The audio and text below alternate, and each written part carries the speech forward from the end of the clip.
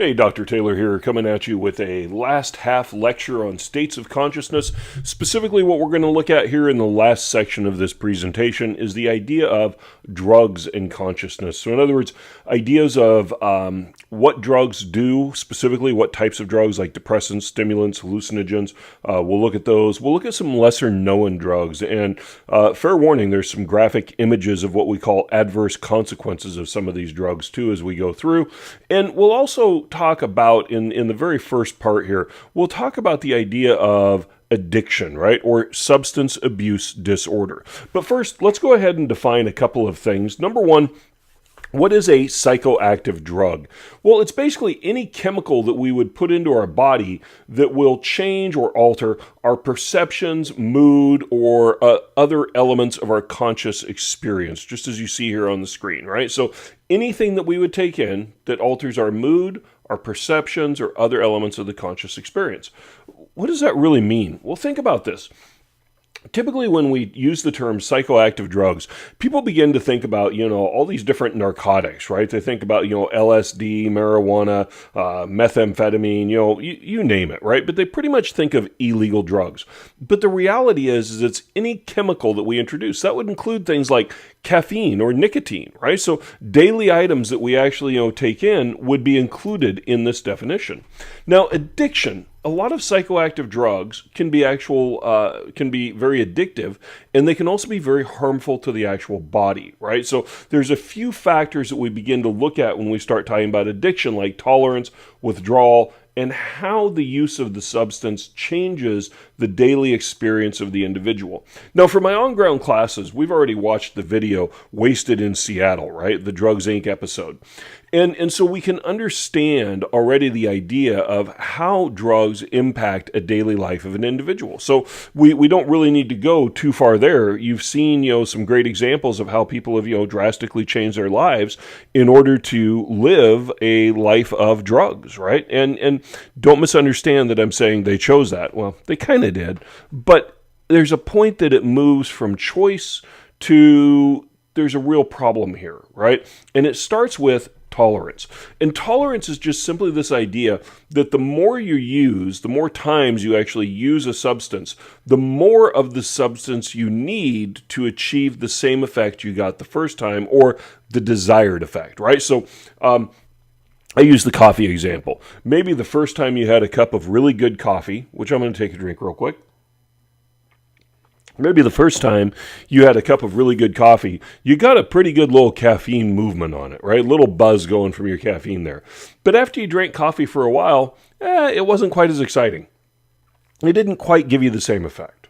So now you go to Starbucks and you get the espresso. And then pretty soon you get the double shot, and then pretty soon you get the triple shot, and you're adding another shot to that just to make sure, right? So it's just this idea that the more you use it, the less impact it has, so the more of it you have to actually use, okay? Now, the problem is that we also have this idea of withdrawal. So we build up this tolerance, and then it's complicated by the idea of withdrawal. And withdrawal is just simply a painful reaction that the body has, and it can be physical, psychological, emotional, and quite often, most of the time, it's all of the above, right? So, but it's one of these things that once we actually build a tolerance, once we try and stop using it, most people will experience some form of withdrawal. Now, think about this. Most people can relate to the idea of caffeine, right? The one I used just a minute ago. What happens when you don't have your caffeine? If you try and stop using caffeine, or what if you're just out of coffee or can't get to the store to get coffee or can't get to, the coffee shop to get coffee? Well, you get a horrible headache, right? You have a hard time concentrating. You can be highly irritable. Those are all withdrawal symptoms from caffeine, all right? So withdrawal becomes a problem because what happens then is, because withdrawal is painful, you're likely to go back and use the drug again so that you end the actual withdrawal symptoms because they're miserable. You don't want to be in withdrawal. So it's kind of like Again, referring to the Drugs Inc. episode, Wasted in Seattle, the arrest in Renton for the heroin user who, really was a dealer, but, claimed to all be personal use.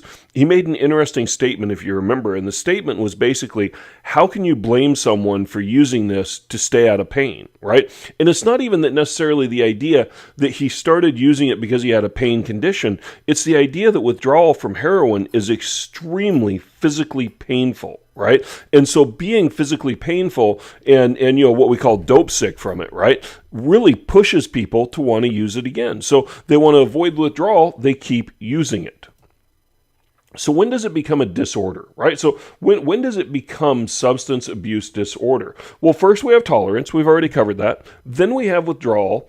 But then we've got a couple other components that we would want to put in there, for instance, right? So, for instance, what about using more than intended? And again, I can use all sorts of examples in here, all right? So I can use cigarette smoking. There's many people that try and regulate their cigarette smoking. They say, well, I'm not going to smoke, especially at the cost of cigarettes today, I'm not going to smoke more than, 10 cigarettes in a day. But even though that's their intent, because things are stressful or because, the nicotine's kicking and wanting it, they decide to smoke more and they have 15 or 20, right? They smoke a pack and a half a day when they really only intended 10. Or the alcoholic who says, well, I'm only going to have one beer on the way home from work. And then on the way home, they actually stop and they have 6, 8, 10 beers, right? So using more than intended is another indicator then. The other one is persistent failed attempts to regulate the actual use. So if you try to regulate how much you're going to use and you consistently fail, then that's another indicator that this is now an abuse disorder, substance abuse disorder. When we look at this idea of failed attempts, there's all sorts of examples I can throw in there, right? And just even, regulating use as far as, well, I'm not going to drink today, but then, you decide to drink because, well, it was a really stressful day, so I'll just have one, which turns into 4. Or the idea, way back in the day, I don't know if they still do it, but I remember you used to be able to go into gas stations and buy cigarettes, individually for a nickel a piece, okay? Nickel or 10 cents, depending on, what point in time I'm thinking of, but, 5 to 10 cents a piece. So if you were trying to quit smoking, you would say, oh, well, you know what? I'm going to regulate my use. I'm just going to buy 5 cigarettes. And if I only have 5 cigarettes on me, then I cannot smoke more than 5 in a day, and that'll help me quit. Yeah, problem is you get those 5 and then pretty much later you're going to lunch and you decide to pick up a pack or you go by and pick up 5 more, whatever it is, right? So you have a failed attempt to regulate the use. You spend a lot of time thinking about it, right? So you're preoccupied with where you're going to use it, who you're going to use it with, when you're going to use it, how you're going to use it. And even you begin to think about recovery, right? So for instance, the idea of going out and tying one on. Well, I got Friday, Saturday night, but then I really need to be good Sunday so that I can go to work Monday, right? So now you're planning your recovery time when you start thinking about, not using anything on Sunday. Important activities are reduced. And this is really serious, right? So when I say important activities, I'm not talking about simple stuff here. We're talking about important things like family, job, school, or for that matter, simple, enjoyable activities like sex become less important. And the activity spent or the time spent doing those activities is reduced because you're spending more time worrying or getting or using whatever substance it is. And then here's the big one, and this is the kicker. Continued use despite aversive consequences. And again, referring to the video, right? You think about the video, and there's a couple of them in there that really stand out. Like, for instance, the meth user or a crack user, right, that had lost $2.2 million worth of business. Right? I mean, he lost his businesses. He spent more than $2.2 million over, I think it was 10 years on, use of meth and is now living on the street. That's aversive. And yet he was still there and he was still using. Or what about the kid from Kenmore, right? So who, got addicted to heroin and stole from his mom and stole from anybody else and whatever he could do to keep feeding his heroin habit. And then ended up losing his place to sleep, had to sleep in his car. And I mean, really, again, that's aversive consequences, and yet they continue using. I'll show you some even worse aversive consequences in a little while. So let's talk about some drugs specifically, and I'm not going to spend a ton of time on here. I'm just going to point out a few things, all right? So in our depressant category, we have alcohol, barbiturates, and opiates. And depressants are any kind of chemical that will suppress or reduce neural activity and other bodily functions, okay? So when we look at this, alcohol being one of them, we look at the impact on functioning, and we know that for one thing, we have slower neural processing, right? So we have a reduced sympathetic nervous system activity, and what that means is we don't process information as quickly as we need to, and so we also have a slower thought and physical reaction time, all right? So everything about us slows down. We're just not that sharp anymore. We have a reduction in memory formation. And the basic reason for that is because when we actually use alcohol to become unconscious, we disrupt our REM sleep cycles. And when we disrupt our REM sleep cycles, then we are not getting good restorative sleep where we have restoration and synapse repair, right? So we have a reduced synapse formation actually going on. So there is less ability to actually build those good memories and keep the neural networks working properly. You end up also with impaired self-control, right? You have bad judgment, you have bad self-monitoring, you have a lack of inhibition, and you have increased accidents and definitely increased aggression. And I know some of my classes, people are way too young to really be able to relate to this, but some do. And so I use the example, but you might imagine, I've been in a few bars in my life, all right? And it's amazing how you can go into a bar and everybody's in a great mood, but there's that one person that just drinks a little too much and somebody bumps into them and they think that it was an attack, and now you've got a full-on fight because they have a high level of aggression, low inhibition, and very poor judgment, and they don't self-monitor their behavior, right? So all of this becomes a problem when people drink too much.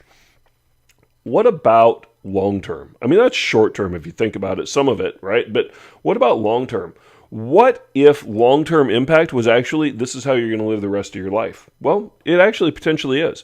There's a concept called wet brain that, some people use that term, okay? And the basic idea is when you look at the brain of an individual without alcoholism and compare it to an individual with alcoholism, you can see the increase in dark spots, right? And the increase in darker spots, the lack of, light there, shows that is wasted brain area, right? So literally this person has less and less brain working. It's shrinking.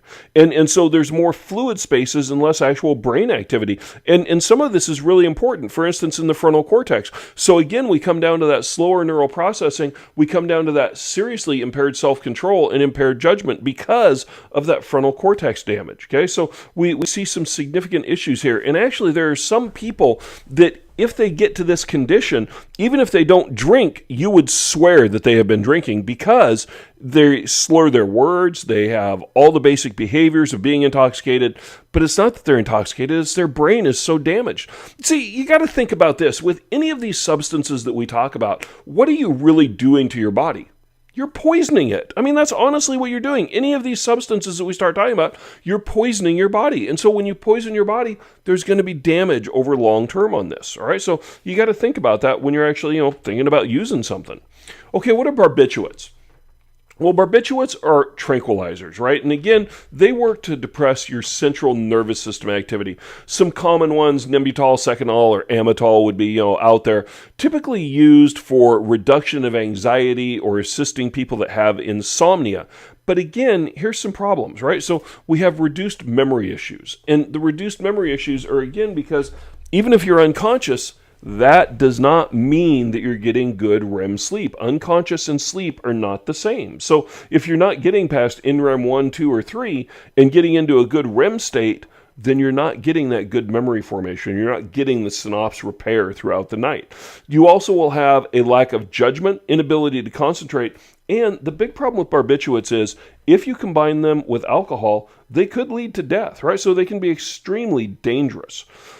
By the way, there's lots of other tranquilizers. Those were just a couple that I was showing, all right? So I'm not being all-inclusive when I do this. All right, what are opiates? So opiates, and you hear this constantly in the media anymore. You hear it all over, the opioid crisis that we have, right? Who caused the opioid crisis? How are we going to solve the opioid crisis? What are we doing with the opioid crisis? I mean, it's become almost too catchphrase to have meaning, to be quite honest. But what we do know about opiates are they are extremely addictive depressants, right? So they're very addictive. They are all made from the opium poppy, all right? And they depress, again, nervous system activity, which reduces anxiety, and it also will reduce perception of pain. It won't necessarily reduce the pain completely, but it will often take a person to a different level of consciousness that they no longer care about the pain. They're not aware of the pain, right? So sometimes, the endorphins that they're mimicking are enough to relieve pain, but the reality is most of the time they're just moving concentration, maybe taking just the edge off for some people. High use or high doses of opiates will produce a significant euphoria, right? And a backup to euphoria there before I go to the next one. You think about, again, the kid from Kenmore, James, when he was in the car after he had shot up with the heroin, how quickly he drifted off to a euphoric state, right? So that was a high dose of opiate, and he quickly was drifting off, even to the point that he dropped that cigarette on himself, right? Now, opiates, as a reminder, we talked about this way back in, week 3 when we were talking about biological basis of behavior, but opiates work at the receptor sites, the neuroreceptor sites, where natural pain reducers are released in the body, endorphins, right? So the neurotransmitter endorphins. Okay, opioids and morphine derivatives. I'm not going to go through this list. Here's what I am going to do. I'm going to post these slides because I think that some of these slides would be helpful for you if you're curious about some of this stuff. And there's a couple of slides later on that would really be helpful for you. But in general, here's some opioid and morphine derivatives, right? We have codeine, we have morphine, methadone, fentanyl. And fentanyl is another one that's big in the news. Fentanyl is very dangerous. And then we have all these other opioid pain relievers like oxycodone, hydrocodone, hydromorphone, oxymorphone, mepedrin, and proxephine, right? So we have all these different drugs that we can actually, put into this category. And then you see all the different names for them over there, right? Like Vicodin, Oxycontin, etc., right? So hillbilly heroin's one of my favorite street names for, Oxycontin. But the reality is when we go through, we actually see this and we understand there's a lot of opioids, okay? And again, they have a high intoxication effect. They have significant potential health consequences. And when we think about fentanyl, right? Fentanyl is 80 to 100 times more potent than morphine. Think about that. 80 to 100 times more potent. This is why we see people going in on a regular basis anymore in the media, right? Again, we see this in the news stories. Well, I see it in the news story that I follow, where people are accidentally exposed to fentanyl and immediately in the hospital for overdose issues, right? Because they're exposed to such a high amount all of a sudden. It's a very dangerous drug. Codeine, interesting one, right? Less analgesia and sedation and respiratory depression than morphine. So it's a little more gentle, if you will, a little more subtle. Codeine is a pretty common drug, or it used to be really common. And it's amazing that, we look at our opioid crisis here in the United States and how we're actually looking at it. And yet you can drive across the border to Canada and you can buy Tylenol with codeine over the counter, right? So there's very little regulation on that up there.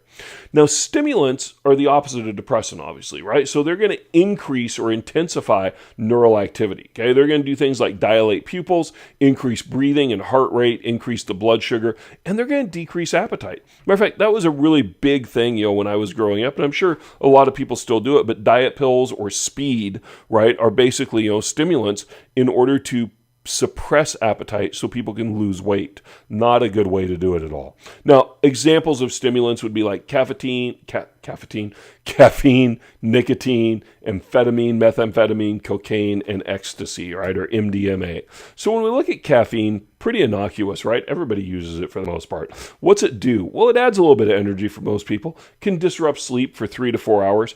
But again, like I said a few minutes ago, it can lead to significant withdrawal, right? If used daily and then you stop using it, you can get headaches, you can be irritable, you can be tired, you can have difficulty concentrating. And yeah, you can actually experience some depression over not having your caffeine.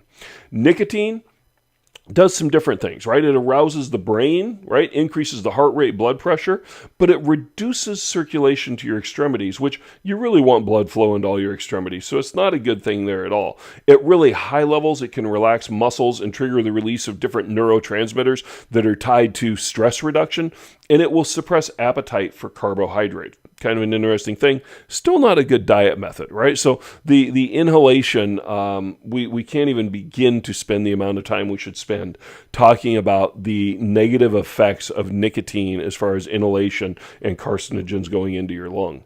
So we ask the question, especially with everything that we know today about smoking, why do people still smoke? Well, first, they started because of peers, and they were influenced by culture and media. I don't joke about it. I'm actually dead serious when I say I started smoking when I was 8 years old, which, by the way, I'm really honest too. I was that kid that, was the peer pressure. I was the one in the group that, everybody else was doing what I was doing because, right? So kind of thing. And I started smoking at a really young age. But, back in my day, which might have been a little while ago, you can remember, or I can remember, and you can go back and look at any film from the 50s, 60s, 70s. People are smoking in the films, right? Everybody's smoking. Everybody smoked. I remember seeing newspaper ads way long ago, right, where 3 out of 5 doctors recommended Camels. Okay, it's one of these things that cigarette advertising, cigarette in media, it was just there. It was commonplace, and really, to be a man, it meant you smoked back in my day, right? So that's one of the reasons I started smoking. But then you continue on because you're positively reinforced, right? So not just by the stimulating effects of it, but you're positively reinforced every single time you try and quit, and you have those miserable feelings, and so you decide to smoke one. Now you're positively reinforced. And so what happens? Reinforced behavior is likely to be repeated once again, right? So simple idea here. Now, not stopping after regular use, smokers have difficulty stopping because of the withdrawal symptoms like insomnia, anxiety, distractibility, irritability, right? So it has all these different effects on our actual body. So it makes it very difficult to stop smoking. Anybody that's ever smoked that has quit knows that. I joke about it. I can't count how many times I quit. So it's kind of like Mark Twain said, quitting smoking is easy. I've done it 1,000 times, right? So this time for me, it's been about 10 years. So, 10 years. Been about 10 years this year since I quit smoking. So it's been a while. All right, cocaine.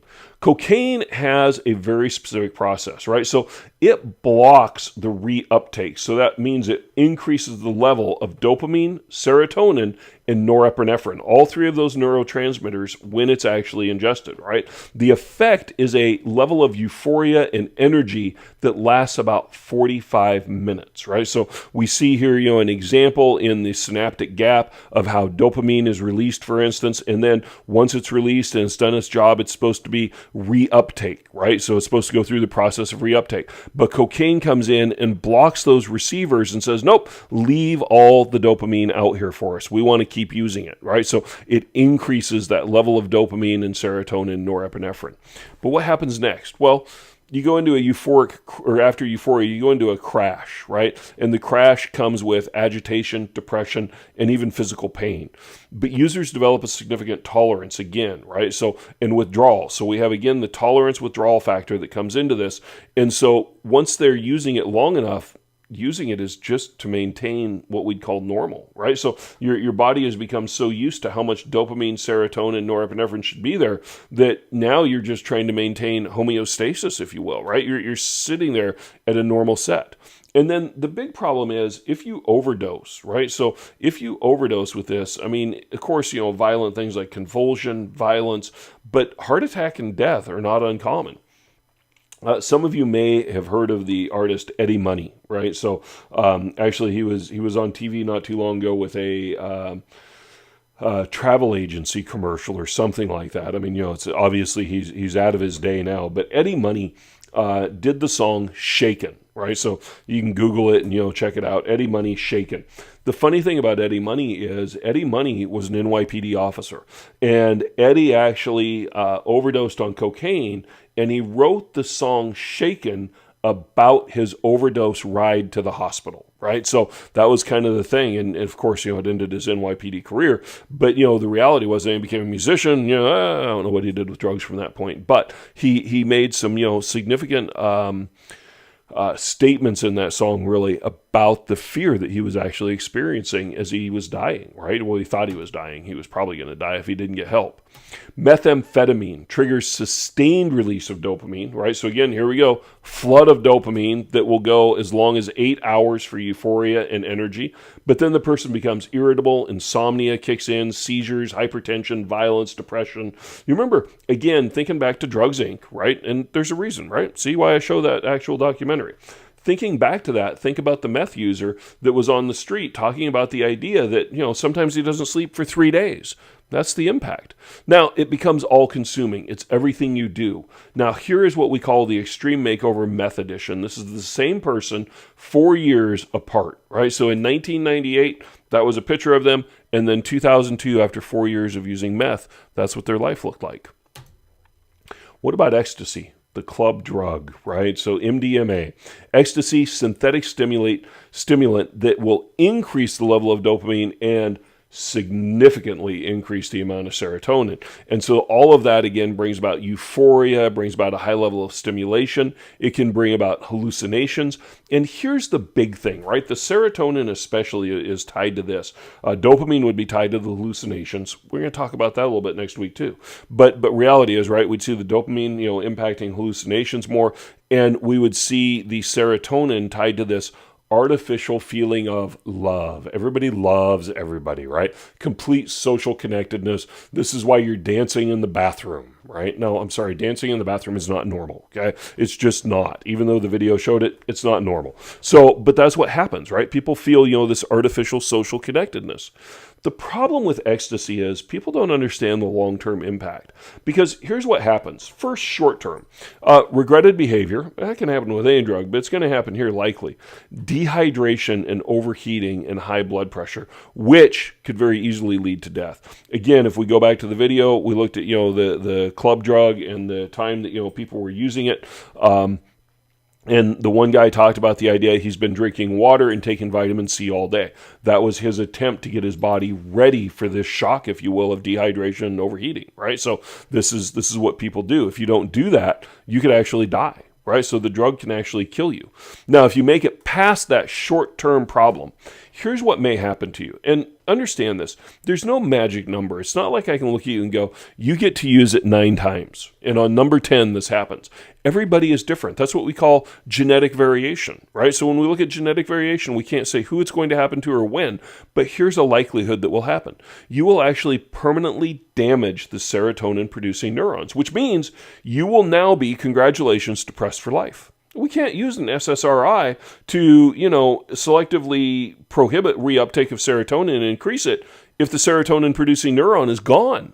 Understand that, right? So literally it's destroying, damaging those serotonin-producing neurons. And so you don't have the right amount of serotonin. You're likely going to spend a lot of your life now in a state of depression.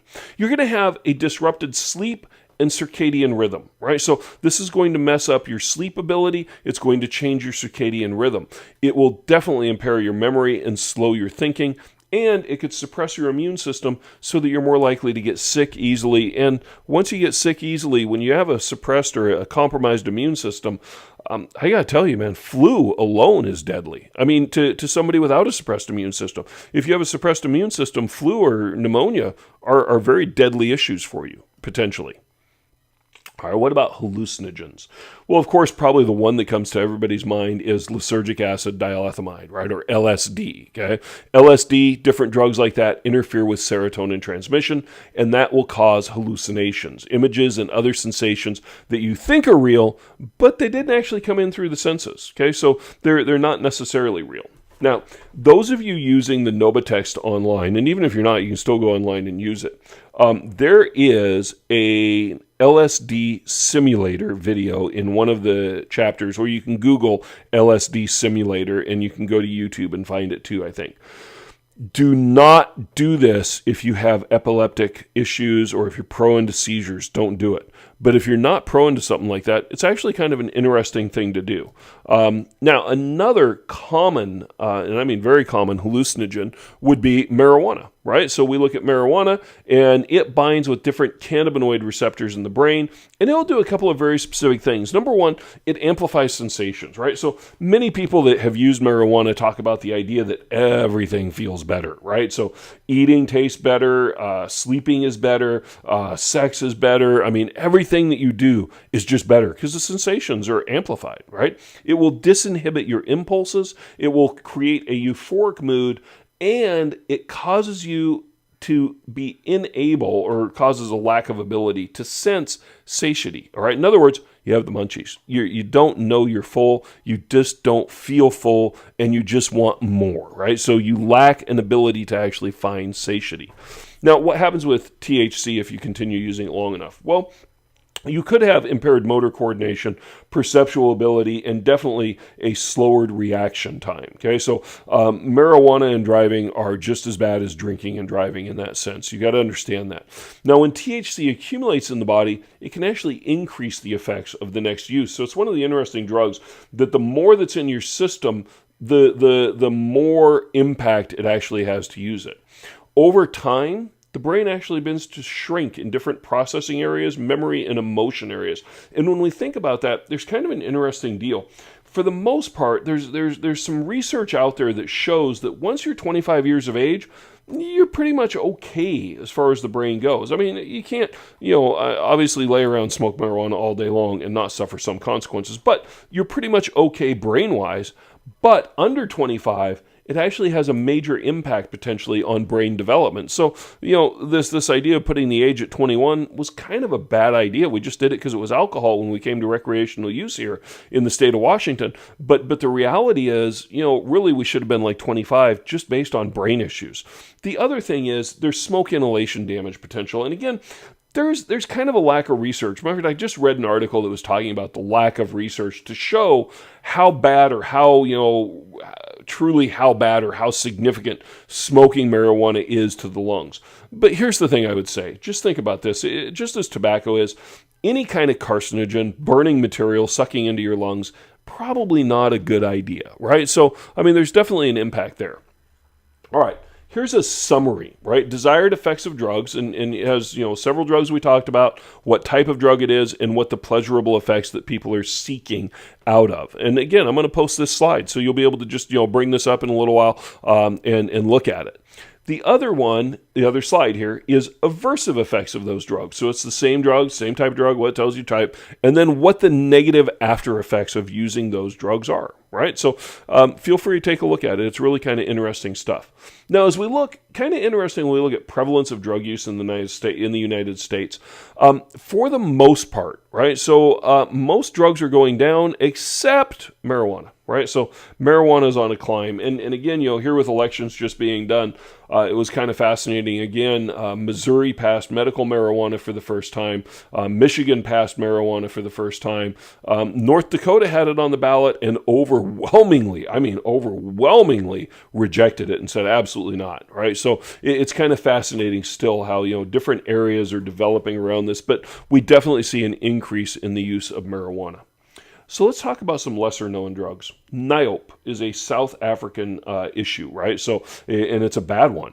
Niope is a mixture of extremely low-grade heroin, so it's pretty much the leavings, the garbage. Marijuana, and again, it's pretty much the garbage, the stem pieces, seeds, and a little flake of leaves. Cleaning detergents. Oh, that sounds like a great idea. Rat poison and chlorine. Why would I want to take any of those things into my body? Honestly, think about that. Why would I want to take those things into my body? But here's what happens. When people do use it, they get an extreme euphoria that's anywhere from 2 to 3 hours roughly, right? The problem with Niope, other than the chemicals that are in it, is it is heavily addictive. And the withdrawal is so severe, there is nothing people can do to, give them like a substitute drug to try and move through withdrawal. And actually, there's several cases in the withdrawal facilities where they will hold people for 30 to 60 days, to try and help them get through this. But there's several cases where people just die going through withdrawal. The withdrawal symptoms are so bad, the body literally just shuts down. People die. Okay, they have to have some form of medication to help them, but there's no substitute type drug, and you are likely, like I said, you're likely to die using this drug. Then we go over from South Africa to Russia. Right? And in Russia, we've got this drug running around. And, I always hear people go, oh, did you hear there was a case? Well, you know what? Pretty much crocodile is limited to Russia, Ukraine, kind of outlying areas. There's a couple cases in Norway. And I think there's been one confirmed case of it in Canada. All right. So, but United States usage, there has been, no confirmed cases I've seen yet. Okay, now that doesn't mean one didn't come out in the last week or two. I haven't looked in a while. All right, so, but there's been no confirmed cases. But it's a Russian drug, right? And crocodile is Russian for crocodile. Okay, and it's named that because what it does, it actually causes your skin to get scaly and fall off. Literally, your skin just begins to fall off. What part of aversive consequence do you not see with that? So what is it? Well, desomorphine, crocodile, is a mixture of iodine, codeine, and red phosphorus. And again, where I go back to like chlorine and rat poison, but here very clearly, why on earth would I want to put red phosphorus into my body? Think about that. I mean, it's for matches. P4, it's for matches, right? So that's what phosphorus is for. It's for burning things. So what's it do? Well, it gives a person a high for about an hour. And it takes only about an hour to make it. Withdrawal is about a month long, and it is 10 times stronger and 3 times more toxic than heroin. Okay, 10 times stronger, 3 times more toxic than heroin.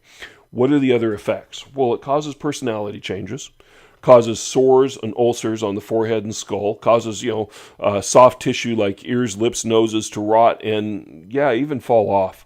Rotting gums and losing teeth, affected memory, concentration. You have the black, scaly, green skin that, is why it was named crocodile in the first place. Pieces of dead skin that will just skiff off. They'll slide off in one piece. You end up with a speech impediment, probably because you have a decayed jaw or a hole in your mouth that, rotted through. Veins that ulcer and completely rot away. Motor skill impairment, gangrene, and death. Now, fair warning, these are graphic images of crocodile users. Again, how can you tell me that's not an aversive consequence? And yet, this person continued using as this was getting that bad. I mean, think about that. If that's not aversive, I don't know what is. Well, actually I do. Losing an eyeball, an ear, right? Half of my face, basically. And again, this person continued using while they were actually losing all of these pieces of skin. They kept using the actual drug. Or when you get to the gangrene point, that the fingers are literally snapping off, right? They're dried and withered and snapping off, and yet the person continues to use. This is the thing. When you start thinking about substance abuse disorder, and we start thinking about the word choice, or we start thinking about, all these different things, this is what addiction really is. Addiction can be so powerful, and people will avoid the pain of withdrawal so much, or avoid reality so much, that they will go this far, right? They will go all the way to these aversive consequences. And one of the things we've got to remember, too, is we start thinking about that, right? So there's a lot more to substance abuse disorder than just the substance. Typically, I would argue there's some form of a comorbidity. There's a reason the person started using in the first place, whether it was self-medication, whether it was avoidance, whether it was, mental illness, whatever. There's some form of comorbidity that we have to deal with if we're actually going to help the person truly recover and stay recovered from drug abuse. What about adolescent substance abuse? So smoking and nicotine typically begins before college, right? Typically people have other friends that smoke. Adolescent substance abuse is different by country and ethnic group, and contrary to a lot of pop culture, which is just wrong, right? There's this really negative stereotype that's completely wrong, but it's actually very low among African American teens. It is. It's very low compared to other ethnic groups. And adolescents typically will overestimate, right, how much their peers are using drugs or how much their peers are using alcohol. And the only thing we can really do here is truly educate people, right? So not just give them some program that says, dare to say no. Yeah, I'm picking on the DARE program, right? Dare to say no. No, we've got to educate them on what the long-term impacts are, right? So what does this do to you specifically? What are the potential risks that, come about this?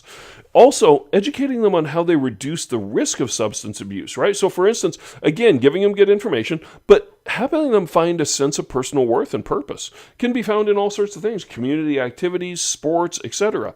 And then building skills so that kids understand they don't have to give in to peer pressure. They can recognize it for what it is and stand firm against it so that they don't fall prey to it. Okay, last, here's how we're going to wrap it up. Okay, turning it off here with the biopsychosocial influence. So again, we look at biological influences and we understand, okay, there can be genetic predispositions. Now, understand predisposition doesn't mean it's going to happen. It just means you're predisposed to it potentially. And definitely we see variations in neurotransmitter systems, right? So again, we get to that idea of some people maybe trying to self-medicate because neurotransmitters are out of balance, like in depression or schizophrenia, and so therefore they're trying to feel normal, right? They're self-medicating, which under the psychological influence there, I have psychological disorders. The other thing we could say under psychological influence would be individuals lacking a sense of purpose. They don't have a feeling of any significance or meaning, or they're under significant stress and this is their way of escaping. Sociocultural influences, urban environment, cultural attitude toward drug use. And again, why wouldn't we see an increase in marijuana usage? Because the culture has really shifted. I mean, I honestly, I never thought in my time in life that I would ever see a billboard for marijuana, and yet you do today, right? So it's significant, right? Our cultural attitude is really important when it comes to how people actually look at different drugs. And then peer influences, right? So what their friends are doing and what the level of peer pressure is actually doing is important.